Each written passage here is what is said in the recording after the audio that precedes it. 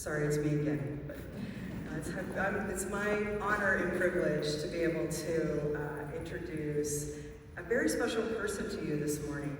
I get the honor of introducing our Connect to Purpose speaker. Now, this person's going to amaze you, and I'm going to ask her to go ahead and come to the stage. This young woman has a remarkable story and is a true testament to the life-saving and life-transforming power of organ donation. She's currently a student at the University of Colorado Boulder, and she's pursuing a degree, and we'd have to write this down, I think, but in neuroscience, psychology, and molecular, cellular, and developmental biology. Beyond the classroom, she finds time to lead the CU Boulder chapter of Student Organ Donation Advocates, or we know that as SODA as well.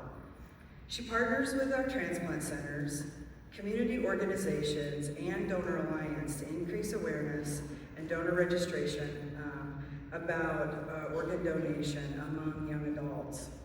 She uses her strong voice to promote awareness and gratitude for organ, eye, and tissue donation. Her story is one of resilience, purpose, and profound gratitude, reminding us of the transformative power of organ donation. And soon, our Coloradoans who visit the DMV up in Boulder will be seeing Julia as the face of donation on the signage encouraging residents to say yes to checking the box to saving and healing lives. I know you're going to give her a big round of applause as she joins you up here on the stage. Julia, will you please join me?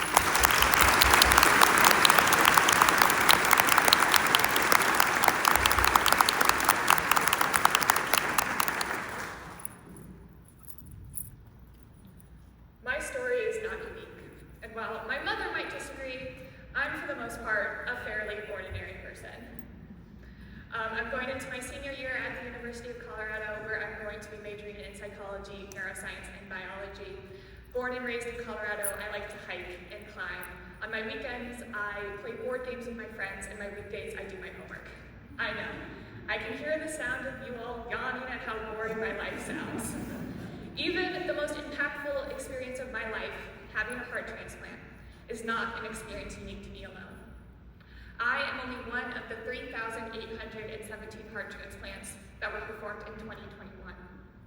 This experience, while deeply personal, is shared by thousands who, like me, at one point waited that crucial call for a life-saving organ.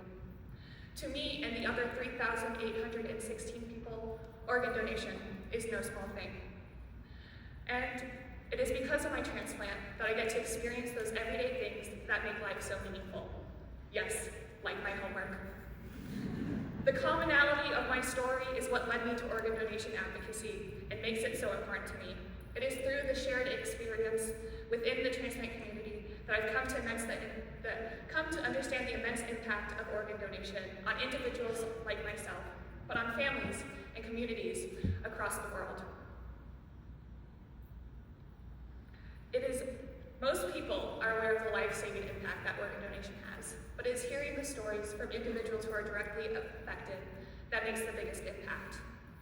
And so, by connecting with my story and sharing it with those around me, I've found the ability to unite and uplift the transplant community.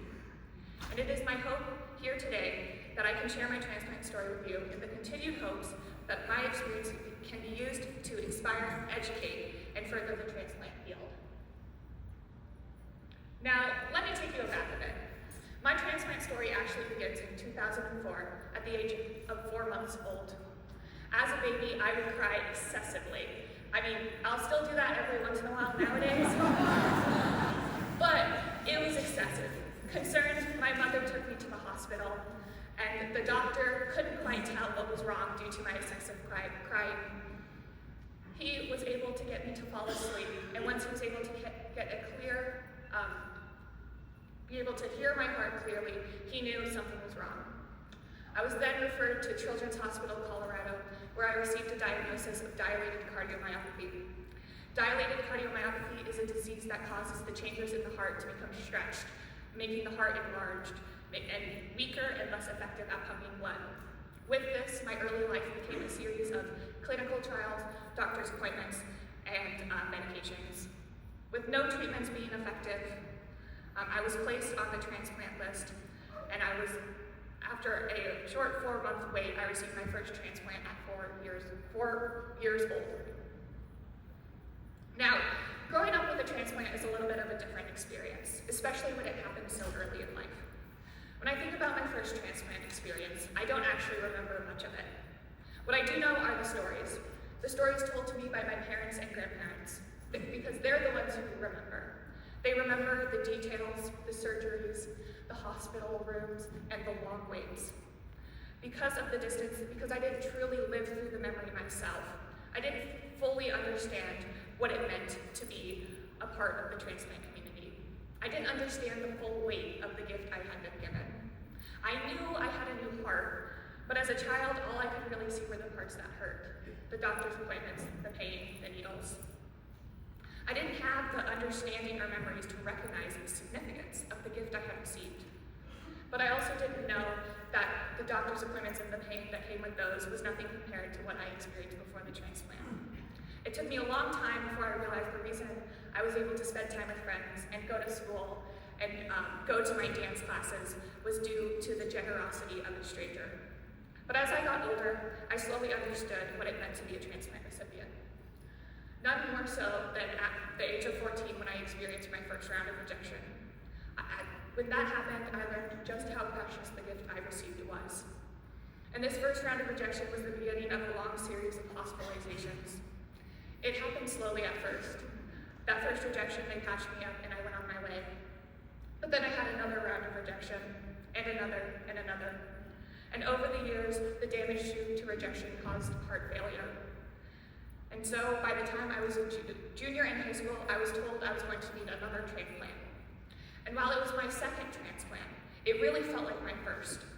It felt like the first time I was understanding it, the first time I was truly an active participant, and the first time I understood what it meant for my life to change so drastically. I had to wear a defibrillator everywhere.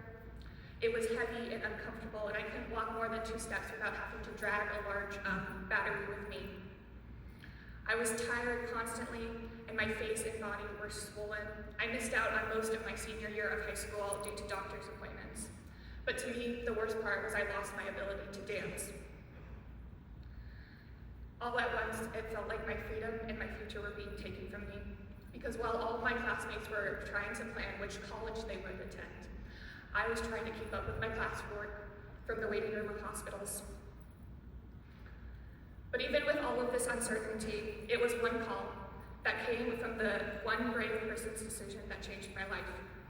And every transplant recipient can tell you where they were when they got that call. As for me, I was sitting in my high school guidance counselor's office trying to figure out what I was going to do past high school. And her phone rang, and the second she picked up that phone, I just knew they had found me a heart. And in that office, I watched as my future got handed back to me.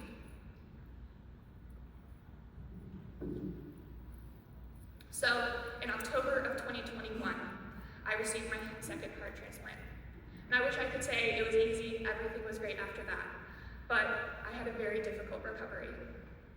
The transplant journey is a difficult one, physically and emotionally.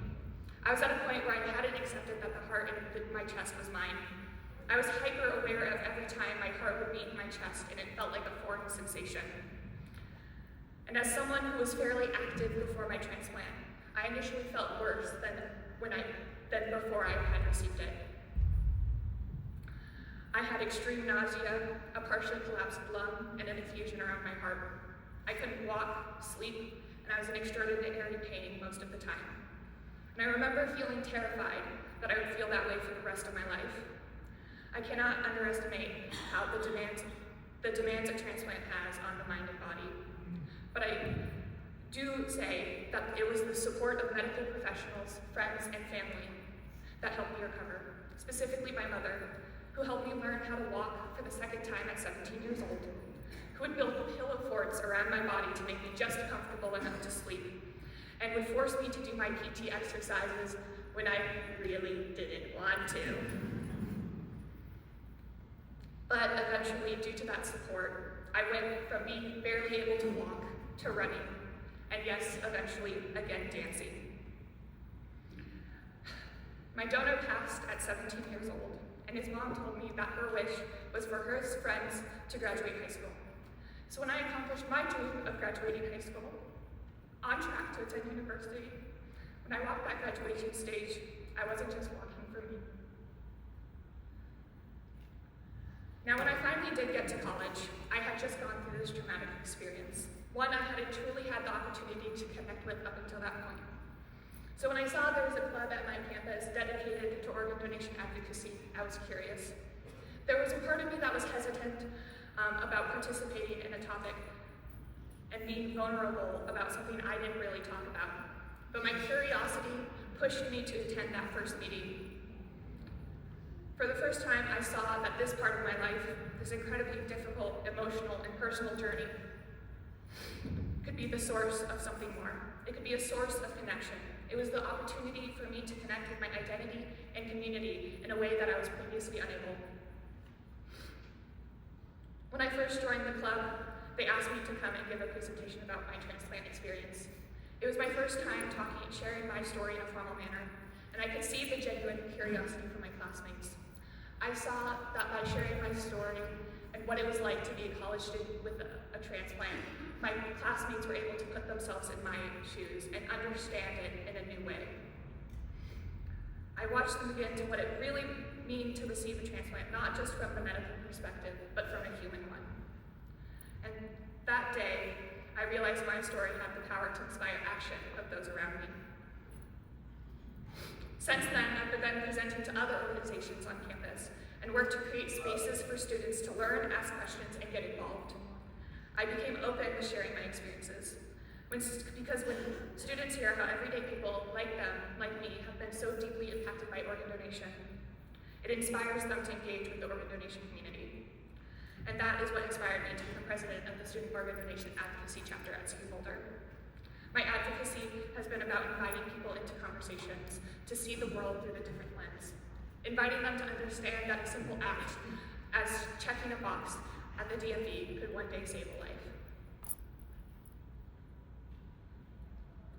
And since becoming an advocate, I've led our club in holding bi-weekly meetings, inviting other people to share their stories. We host organ donor registration drives to educate students and assist them into registering to be organ donors. As a result of this, we've educated thousands of students and have helped register 66 students to be organ donors, with each donor having the potential to save up to 7 lives. Now I strive to go beyond CU's campus to educate people about organ donation statewide, sharing my story with news, networks, and Donor Alliance. Donor Alliance has been instrumental in our club's ability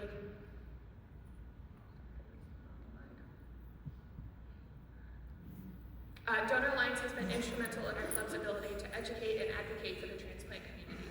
They have provided the tools, training, and resources that allow students like me to become informed, empowered advocates.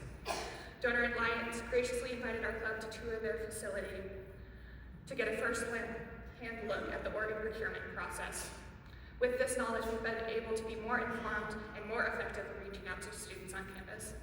And beyond campus, together we're reaching out to even more people, sharing even more stories, and helping to shift the cultural conversation around organ donation through marketing campaigns such as Check the Box, a campaign that encourages Coloradoans to check the box to be organ donors at DMVs, which our club participated in to present the next generation in support of organ donation. Along with my transplant, my advocacy has become a big part of who I am. Every day I get to wake up and make a difference in my community. I have received one of the most precious gifts a person can. The generosity of such a gift cannot be understated, but I would like to say thank you to every donor, their family, friends, and loved ones. I offer my deepest gratitude. Their generosity inspires me every day to give back and follow my own dreams. Because of my transplant, I've been given a second chance. I've been able to pursue my education, find my voice, and find a purpose that gives my journey meaning. And as I approach graduation, I'm excited to see how I might be able to continue giving back using all that I've learned. And I encourage everyone here to connect with your story and the stories of those around you. Because when we connect with our purpose, we can inspire those around us that we don't need to have a change of heart to have a change of heart.